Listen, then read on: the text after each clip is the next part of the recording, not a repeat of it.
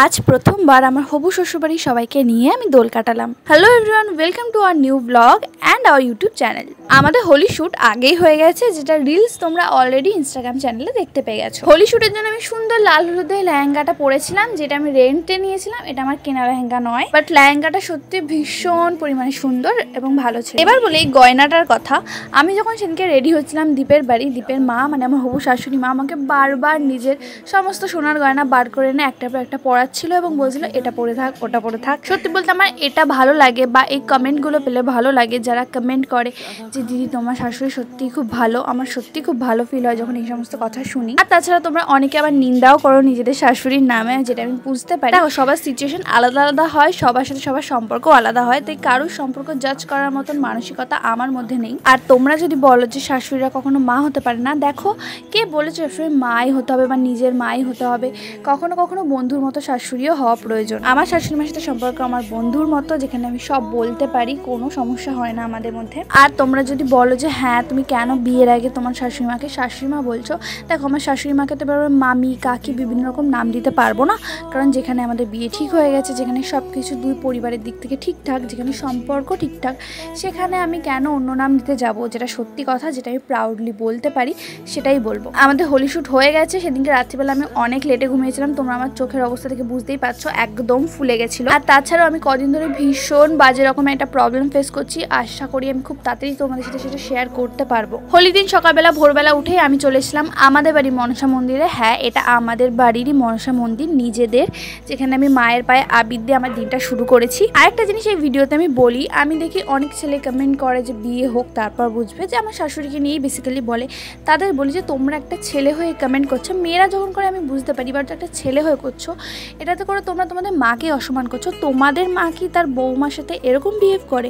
মানে তোমরা তোমার মাকে এইভাবে দেখো? আমার জানি না, দেখে তোমাদের বউ বা ফিউচার যে হবে তার উপর মায়া হয়, যে আগে থেকেই তোমরা তোমাদের বউকে সাবধান করে দিচ্ছ যে হ্যাঁ বিয়ের পর কিন্তু আমার মা তোমাকে এইভাবে রাখবে ওইভাবে রাখবে।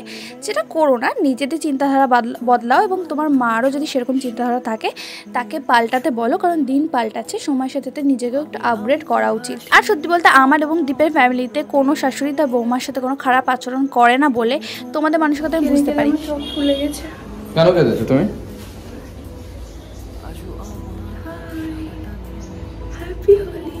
আমরা তো ভিডিওতে হাসছি, বাট আমরা দুজন যে পার্সোনালি কি প্রবলেম ফেস করছি সেটা শুধু আমরাই জানি। আই থিঙ্ক প্রত্যেকটা কাপল বা ভালোবাসার মানুষ চায় যে হোলির দিন প্রথম রংটা সে তার ভালোবাসার মানুষের হাত থেকেই মাখবে।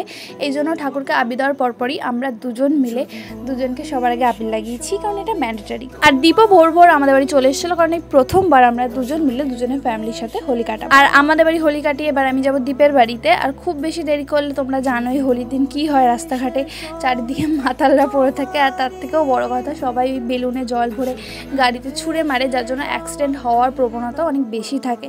এই জন্য আমরা হোলির দিন বাইরে বেরোনো অ্যাভয়েডই করি। এবার তোমরা যাদের ভিডিওতে দেখছো সেটা হচ্ছে আমার বাবা মা। তোমরা আমাকে অনেকবার প্রশ্ন করেছো যে দিদি তোমার বাবা মা কেন তোমার ব্লগে বেশি থাকে না। তার দুটো কারণ আছে। একটা কারণ আমার বাবা মা ব্যস্ত থাকে, দোকানে থাকে সবসময়, আমাদের একটা দোকান আছে সেইখানে টাইম দিতে হয়, এই জন্য সবসময় বাড়ি থাকতে পারেন না। আর একটা হচ্ছে আমার বাবা মা অতটা ক্যামেরা ফ্রেন্ডলি না, এই জন্য সবসময় আমার ব্লগে তোমরা তাদের দেখতে পারো না। বাট আমার বাবা মা সামনাসামনি খুবই ফ্র্যাঙ্ক, খুবই ফ্রেন্ডলি। আর এটা হচ্ছে আমার ভাই, যে এখন ঠাকুরকে আবির দিচ্ছে, তারপর রং খেলতে বেরোবে। ঠিকভাবে দে, ভদ্রভাবে।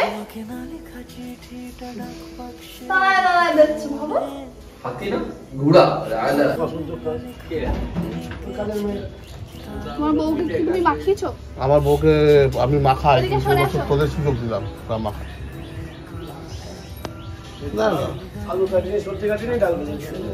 তো ডাল দেনে ফ্রিজে রাখিস তুই?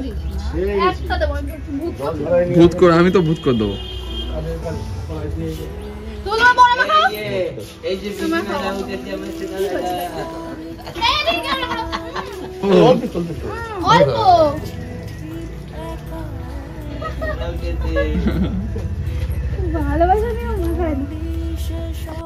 এরপর তোমাদের দাদা ভাই মানে আমাদের বাড়ি হবু জামাই বাড়ির সবাইকে, সব বড়দেরকে ডেকে নিজে দায়িত্ব নিয়ে সবার পায়ে আবির দিয়েছে, সবার সাথে কথা বলেছে, সবাইকে মিষ্টি খাইয়েছে, যেটা একটা জামাইয়ের ডিউটি হয়।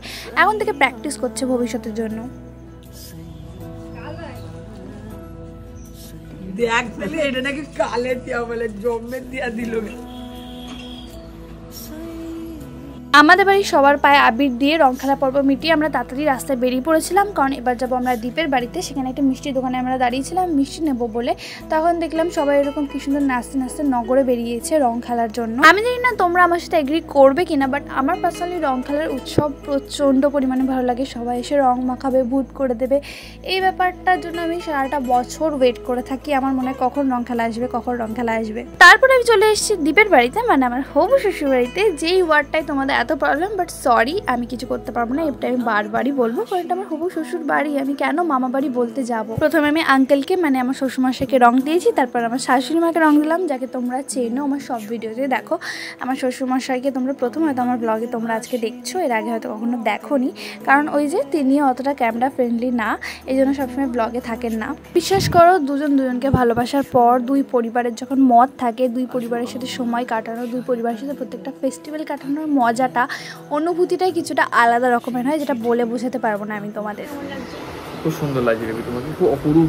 আমাকে না, মানে আমাদের প্রথম খুব সুন্দর, খুব সুন্দর, খুব সুন্দর। হ্যাঁ, মানে আমাদের প্রথম হোলি এভাবে বাড়িতে ফ্যামিলি নিয়ে, খুব ভালো লাগছে। সবার পা ছুটে হয়েছে, যেটা একটু অকওয়ার্ড ছিল আমার জন্য, বাট করতে হয়। ঠিক আছে। দেখো তুমি আমার পাশে বসো না, এই যে সব সময় আমার পাশে ঘুরঘুর করে লাইন মারছে। হ্যাঁ, দেওর বৌদিকে লাইন মারছে। দাঁড়াও, গায়ে পড়ছে, দাঁড়াও। আশুতোষ, অন্নদা, হ্যালো, এই তো বাড়ি। মাল এসেছে আমার। ও তোর মাল এসেছে।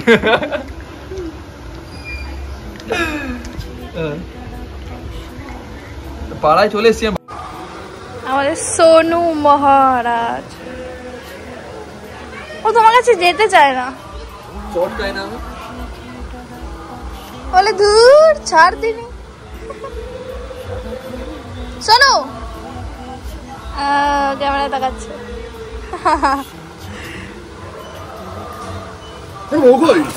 ই বাবা, ভয় পাইয়ে দিয়েছে তুই বেচারাকে, খুঁজে বেড়াচ্ছে। দেখেছো কেন যাবে তোমার কাছে, তুমি ওকে এরকম খচাও।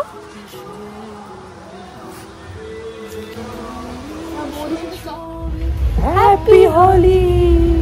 হোলি কাটিয়ে আমি বাড়িতে চলে এসেছিলাম। আমি খুব তাড়াতাড়ি স্নান করিনি, কারণ আমি জানতাম যে পাড়াতে এখনো এক প্রস্তর এসে আমাকে রং মাখাবে, আর খুব ভয়ঙ্করওয়ালা রং মাখাবে, লাইক পটল রং। অপেক্ষা করে যখন আমি স্নান করতে গেলাম, অ্যাট লাস্ট 2টোর দিকে আমি স্নান করা শুরু করে ফেলেছি, শ্যাম্পু করা হয়ে গেছে, ঠিক তারপরেই এসে আমাকে রং মাখিয়ে দিয়েছে। আমি বিশ্বাস করে একটু রং মাখাইনি, আমি শুধু হাতটা চেপে ধরেছিলাম, তাতেই আমার হাতে ভয়ঙ্করওয়ালা রং লেগে গেছে, যেটা ওঠেনি। মানে তোমরা আমার ফেস দেখে বুঝতে পারছো কতটা কালো লাগছে, তার থেকে বড় কথা কি ভয়ঙ্করওয়ালা রং আমাকে মাখাতে পারে তারা। যাই হোক, এটাই তো হোলির আসল মজা, সবাই মিলে মজা করে কাটিয়েছো। আশা করি তোমরা। ভিডিওটা কেমন লাগলো কমেন্ট করে জানাতে ভুলো না।